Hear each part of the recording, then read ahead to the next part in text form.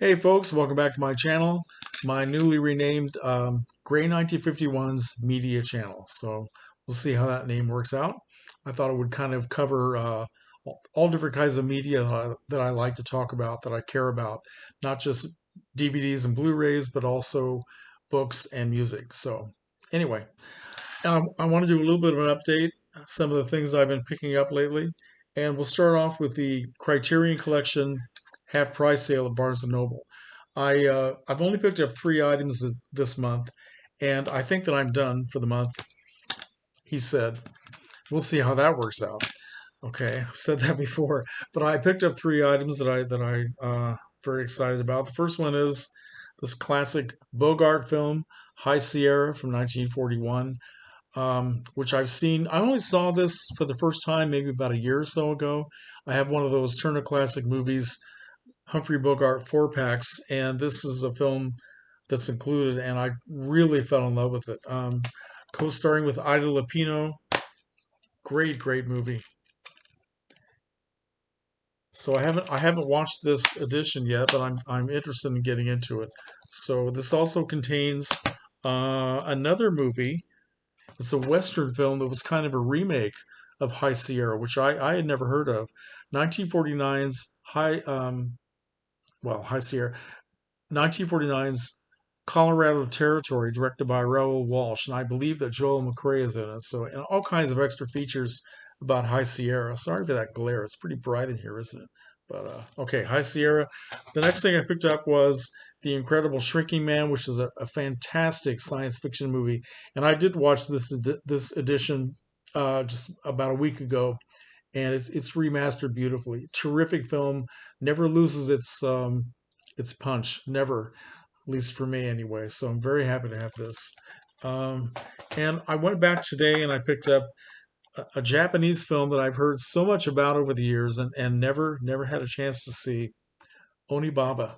I've seen pictures from this which are so intriguing and so frightening that I finally got around to picking this up. Okay, Onibaba. So see what that's like. And while I was at Barnes and Noble today, I picked up this film by Dario Argento called The Cat and Nine Tails, which I've never seen.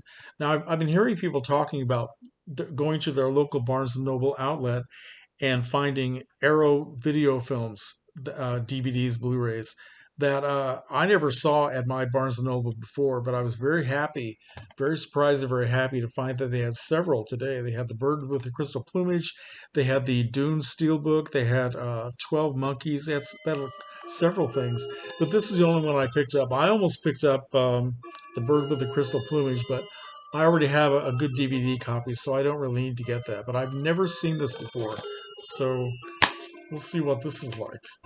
Has a nice little card for the movie Tremors, and I have a feeling this is going to be a bloody mess, but I'll get through it.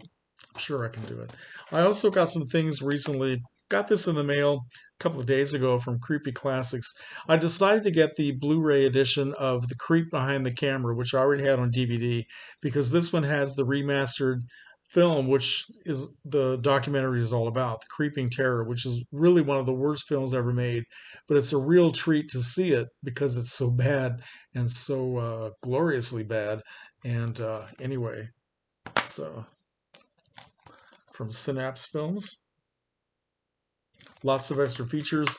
The extra features on the Blu-ray are already on the DVD edition, all except for the remastered original film. So happy to have this. A couple of other things I got through the mail recently.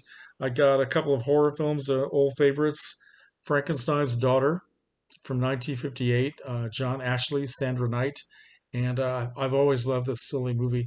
This is very cool. It has a documentary.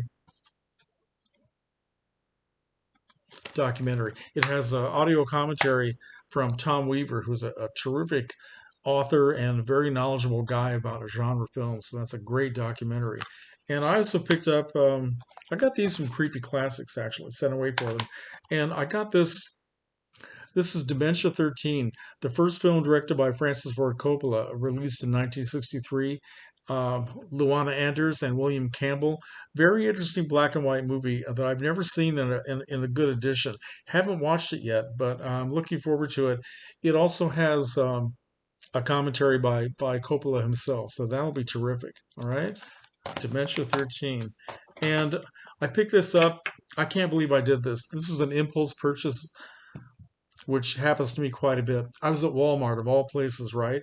And I picked this up, the Billy Jack collection. Who remembers Billy Jack, right? Anybody but me? The complete collection of Billy Jack, all four movies. The original was The Born Losers, which came out in '67. I remember seeing that at the drive-in when I was a kid. And the film Billy Jack from 1971, I believe. Then the sequels, The Trial of Billy Jack, which I've also seen, and Billy Jack Goes to Washington, which I have not seen. I don't know how well, I'm looking forward to doing this. It'll be kind of a interesting revisit for these movies. I've always liked Tom Laughlin as an actor.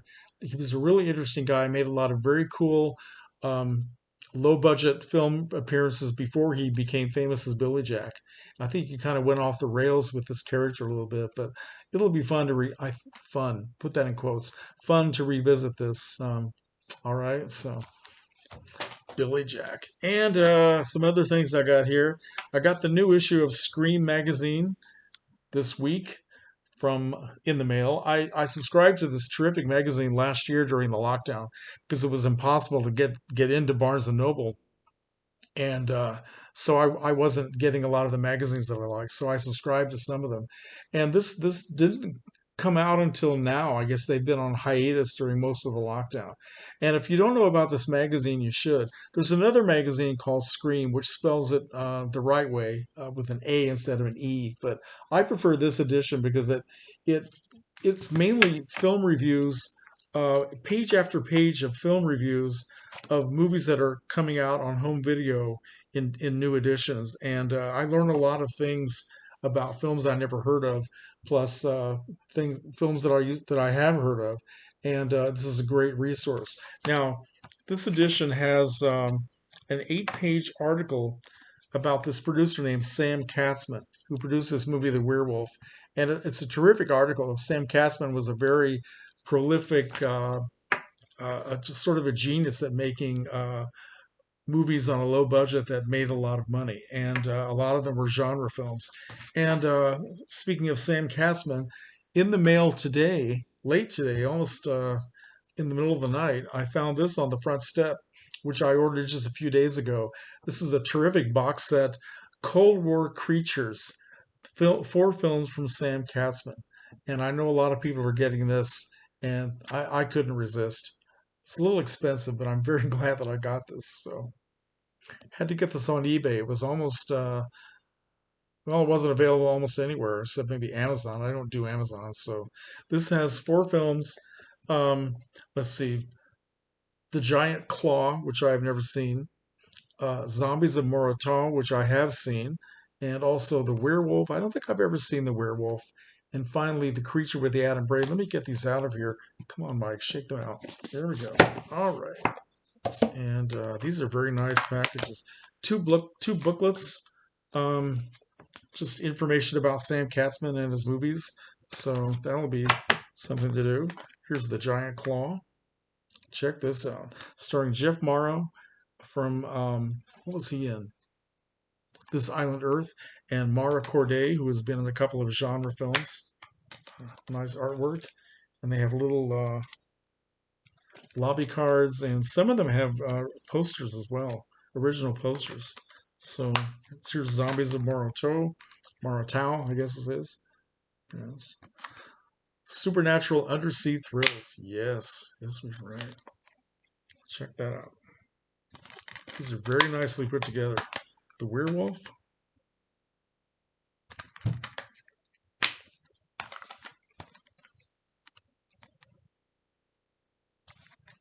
And this one does have a full size poster.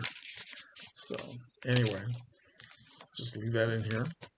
And finally, The Creature with the Atom Brain, which I only saw a couple of years ago. Richard Denning is in this. And it's sort of a mad scientist movie. and this has an advertisement for Donnie Darko, another edition of Donnie Darko, which is another one of my favorite films.